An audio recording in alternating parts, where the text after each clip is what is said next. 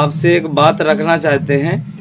अभी एक क्लिप चल रही है, उस क्लिप में हम एक चर्चा रख रहे हैं आप सभी देशवासियों को, मूलवासियों को। यहाँ पर आपने एक क्लिप देखा होगा धीरेन्द्र शास्त्री जी का। यहाँ पर एक लेडीज वार्तालाप कर रही है। तो मैं चाहता हूँ देशवासियों को कि सभी सर्व समाज के लिए यहाँ कोई विरोधित शब्द नहीं है।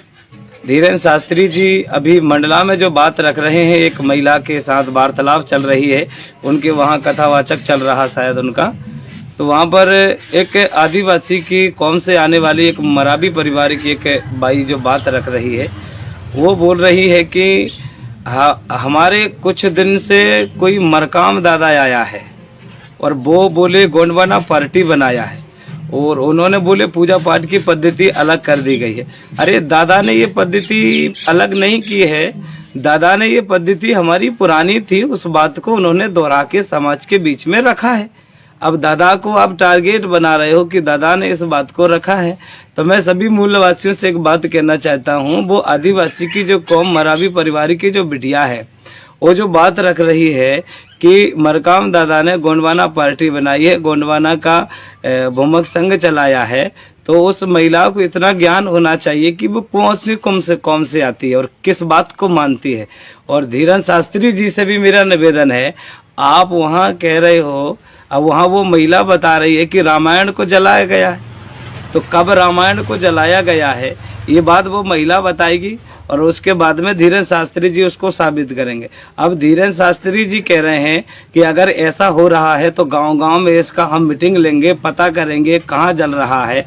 आप लोग अगर इस बात को जान रहे हो, अगर पहचान रहे हो, तो आपको तो पता हो जाना चाहिए बैठे बैठे कि भाई, क्योंकि तुम तो दुनिया के पर्चा निकाल लेते हो, ये तो तुमको पता होना चाहिए कि कहाँ हो रहा, कहाँ जल रहा है। उस महिला से क्यों पूछा जा रहा है? और ये भी तुम कह रहे हो कि समाज की ठठरी बांध है। अब ठठरी का शब्द तुम नहीं जानते हो तो मैं तुमको बताता हूँ। ठठरी का शब्द होता है तू आज ही मर जाए।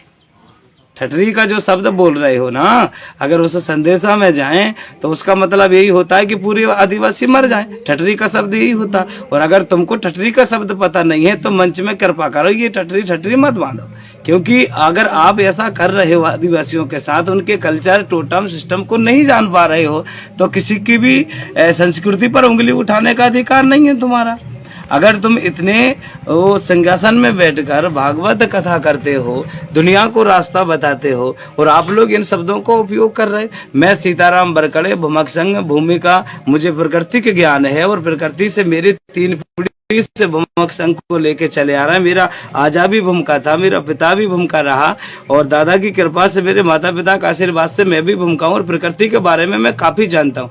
अगर तुम प्रकृति के बारे में नहीं जानते हो तो मेरे से संपर्क करो कि आदिवासी का कल्चर क्या है, किसको मानते हैं, पेड़ पौधों को मानते हैं, पशु पक्षियों के शब्द क्या होते हैं, उनके विचार क्या रखे जाते हैं। इस बारे में आपको अगर पता नहीं है तो दादा हीरा सिंह मरकाम दादा के बात रखने से पहले, उनकी टिप्पणी बोलने से पहले, मोतीराम कंगाली दादा की टिप्पणी बोलने से पहले, हम भूमक संघ 10,000 की संख्या में है। हमारा भूमक संघ से आप परिचय लें, हमारा पुनेम को पलटा के देखें। हम किसी के धर्म की आलोचना नहीं करते, हमारी संस्कृति को हम जीवित रखते हैं। और भूमक संघ का आधार जो है कि किसी के धर्मों पर ठेस न पहुंचाए।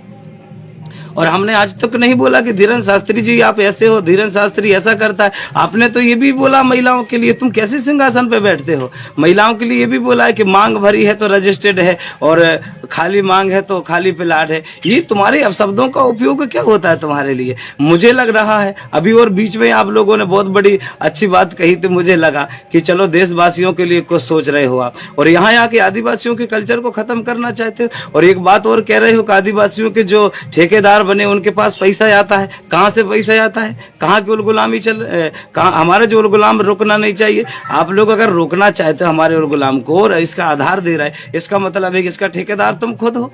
क्योंकि हमारे समाज को पहचान नहीं पा रहे, आदिवासी के कल्चर को पहचान नहीं पा रहे। आप मेरी बात को कृपा करके सुनो। अगर आपने बोला है कि रामायण जलाए हैं, उसका प्रूफ दीजिए।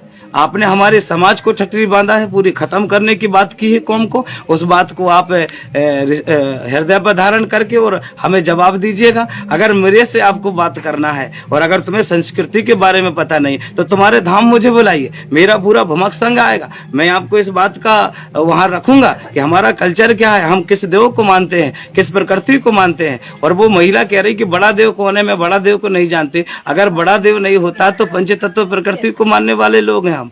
मतलब पंचतत्व का मतलब जिसको आप भगवान कहते हो, हम बड़ा देव कहते हैं। उसका मतलब भा मतलब भूमि यानी धरती माता, गा का मतलब गगन यानी आकाश देवता, वा का मतलब वायु यानी पवन देवता, आ का मतलब आग ज्योति ज्वाला नेत्र प्रकाश एक सूरज, और ना का मतलब नीर यानी जल यानी पानी। हम उसी को तो बड़ा देव मानते हैं और उसी को हम जानते हैं कि बड़ा देव ये है। पर आप लोग अगर बड़ा देव को नहीं जान पा रहे हो तो इसका मतलब है तुम प्रकृति को नहीं पहचानते हो। अपने आप में अगर तुम अपनी बड़ाई करने के लिए कुछ भी बोल रहे हो और किसी की भी संस्कृति को ठोस पहुंचा रहे हो तो इस सिंहासन में बैठने का आप लोगों को उचित इसलिए नहीं है कि किसी की भी वाणी को, तुम्हारी वाणी को किसी के भी ऊपर थोप दिया जाए। ये उचित नहीं है आप लोगों के लिए। धीरेन्द्र शास्त्री जी, मैं आपसे एक निवेदन करता हूँ, अगर आदिवासी के कल्चर के बारे में पता नहीं है तो कृपया करो, इस क्लिप में मैं आपको डाल रहा हूं।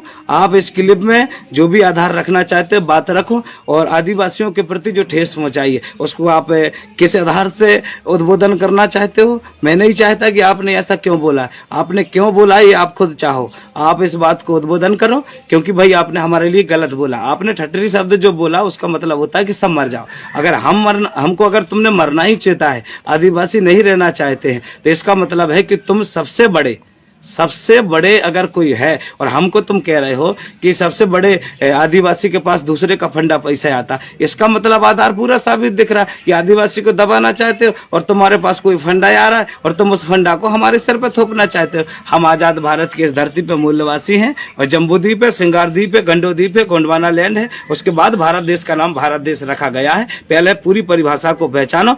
धीरेन्द्र शास्त्री जी से आपसे निवेदन है, मेरी रिक्वेस्ट है, आपने जो ठेस पहुंचाई है उस पर तुम्हें रखना होगा।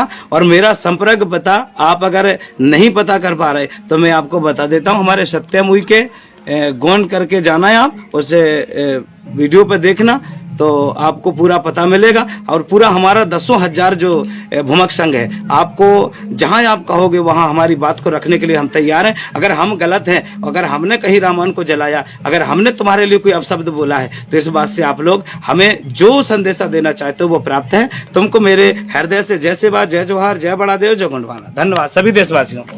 बहुत बढ़िया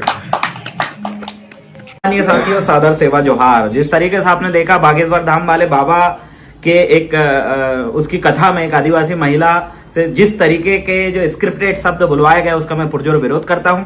और बागेश्वर धाम वाले बाबा जी ने ये कहे हैं कि जो गोंडवाना है वो देश विरोधी लोगों से फंड लेता है, देश विरोधी लोग उसको चलाते हैं। पहले ये बताइए बाबा जी किनसे फंड ले रहे हैं? आप भी बाबा हैं, आप खुद ये सर्च करके देख लीजिए। आप तो दूसरों का किताब में या फिर कागज में लिख के बता देते हैं कहां से किसका पैसा आता है, आप देख लीजिए।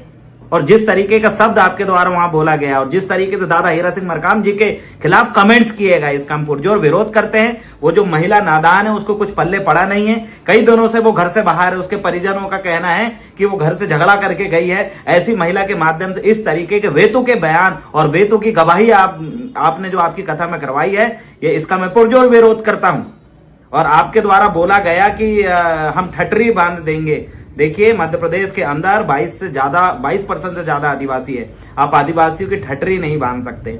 जिस दिन आदिवासी अपने में आ गया तो याद रखिएगा, हम लड़ने में किसी से पीछे नहीं है। हम आपका सम्मान करते हैं, आप किसी एक धर्म के प्रतिष्ठित बाबा हैं और हम आपका विरोध नहीं करना चाहते। लेकिन इस तरीके की चीजें अगर आपके उसमें कथे में आएगी, इस तरीके के आदिवासियों की संस्कृति और उनके अस्तित्व संबंधित बातें अगर आएगी तो इसका कोई भी बर्दाश्त नहीं करेगा।